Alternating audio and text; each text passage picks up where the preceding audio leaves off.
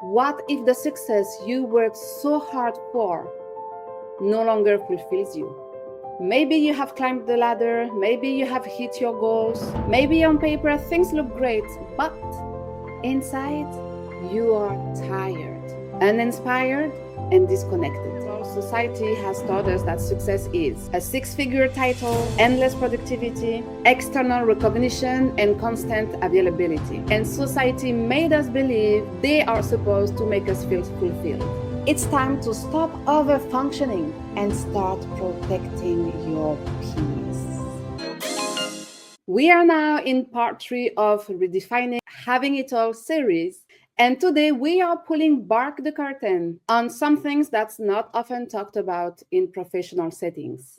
What if the success you worked so hard for no longer fulfills you? Maybe you have climbed the ladder, maybe you have hit your goals, maybe on paper things look great, but inside you are tired, you are exhausted, uninspired, and disconnected. And so today's episode is all about shifting from exhaustion to empowerment by rewriting your own vision of success, your own version of success. So why in today's age, traditional success metrics are no longer enough? In general, society has taught us that success is a six-figure title, endless productivity, external recognition, and constant availability. And don't get me wrong here, these things can be amazing as long as they are aligned with your values. But in general, we chase them because we think and society made us believe they are supposed to make us feel fulfilled. According to a study by Indeed, 52% of women in high-level roles report feeling emotionally disconnected from their work despite their achievement. That's over half, and it's definitely a red flag. Because when success is misaligned, it becomes a source of stress, not satisfaction. And this is what we want to avoid. So what might be the signs that you are chasing someone else's version of success? You hit a big goal and feel nothing. You are constantly busy, but rarely inspired. You dread the life you have built, but you don't feel allowed to pivot. Or your ambition feels like obligation instead of inspiration. Sounds familiar? Ultimately, that's not failure. If you feel one, some, or maybe all those signs, it is not failure. That's not failure. That's feedback. That's feedback that your inner compass is trying to point you towards something deeper, towards something different.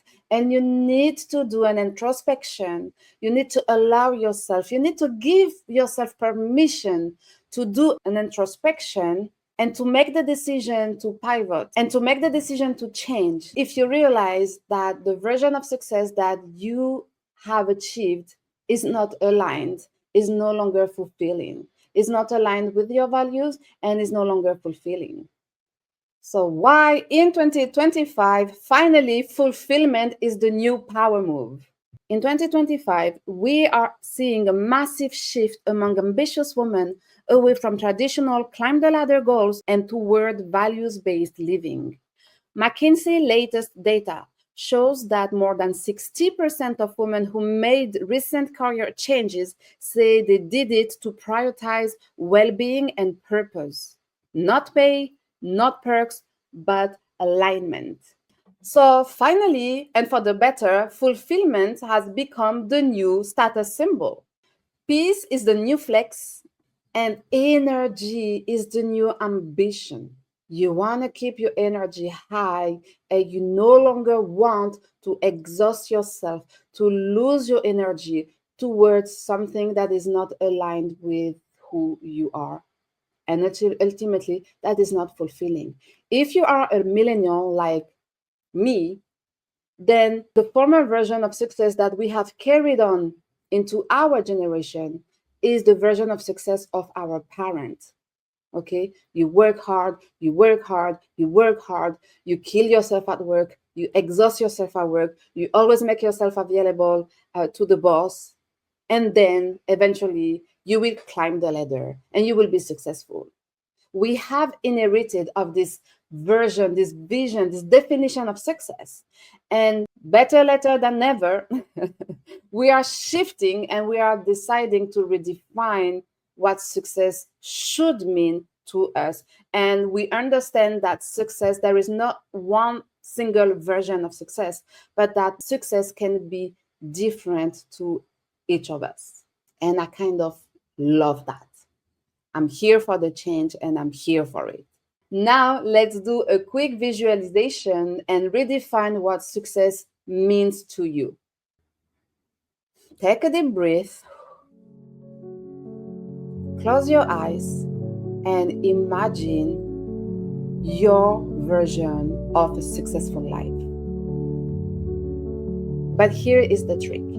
Don't think about what it looks like. Instead, ask yourself, what does it feel like? Does it feel calm, confident, balanced, creative, free? Now ask, what am I doing in that life? Who am I surrounded by? What am I no longer tolerating? And once you get the answers to those questions, that becomes your new definition of success. A new definition of success that is waiting to emerge. So let's even be more practical here with 3 steps that you can implement to help you even further redefine your own definition of success. First of all, take a success inventory. List your current goals. Ask for each. Does it still belong to me? Or what is inherited from someone else's expectation? And most of the time, the expectations that we carry, they are oftentimes from society, but more precisely from family members, our parents, for example.